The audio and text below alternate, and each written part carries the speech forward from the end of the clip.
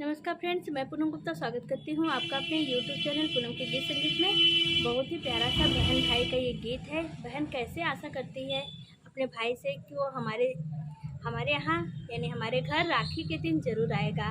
तो सुनिए इस गीत के माध्यम से किस तरह से बहना आस लगा के बैठी है। राखिया के दिन बहनी, राखिया के दिन बहनी, देख ली डगरिया की आओ बकिनाय। भैया बहन के दुआरिया की आओ बकिनाय, भैया बहन के दुआरिया की आओ बकिनाय। राखिया के दिन बहनी, राखिया के दिन बहनी, देख ली डगरिया की आओ बकिनाय। भैया बहन के दुआरिया की आओ बकिनाय, भैया बहन के दुआरिया की आओ बकिनाय। अपने बहन के दुआरिया तू आई बकिनाय, छोटकी बहन के दुआरिया की आओ बकिनाय। जन लहिए धोती कपड़ा, जन रे मिठाइया, छूछ खाली चलाइया हमारे तो भैया।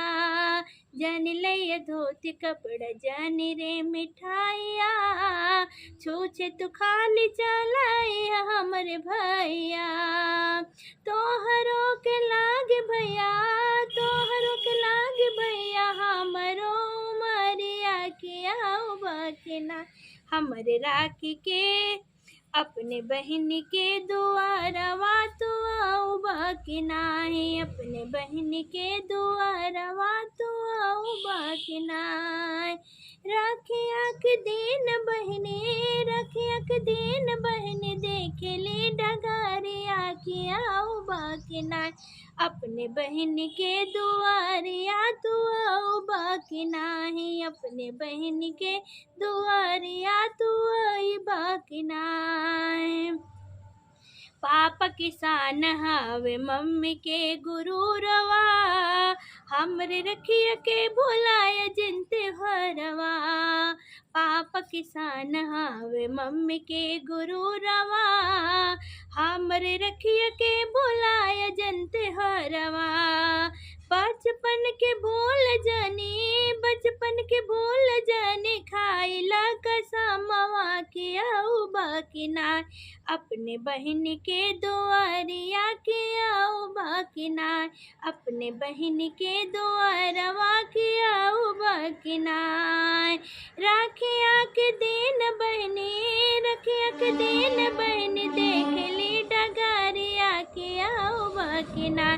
अपने बहन के दुआरवा तो आओ बकिनाय, अपने बहन के दुआरवा तो आओ बकिनाय। हर साल जाल भैया भाभी नाई हारवा, बहन बुलावे खाली तीज त्योहारवा। हर साल जाल भैया भाभी नाई हारवा, बहन बुलावे बास तीज त्योहारवा। हम नहीं चाहे भैया, हम नहीं चाहे भैया, ये सयोर घरवा की आओ बकिनाय। अपने बहन के दुआरवा तो आओ बकिनाय, अपने बहन के दुआरवा तो आओ बकिनाय। छोटकी बहन के दुआरवा तो आओ बकिनाय। राखिया के दिन बहनी, राखिया के दिन बहनी, देख ली डगरिया की आओ बकिनाय।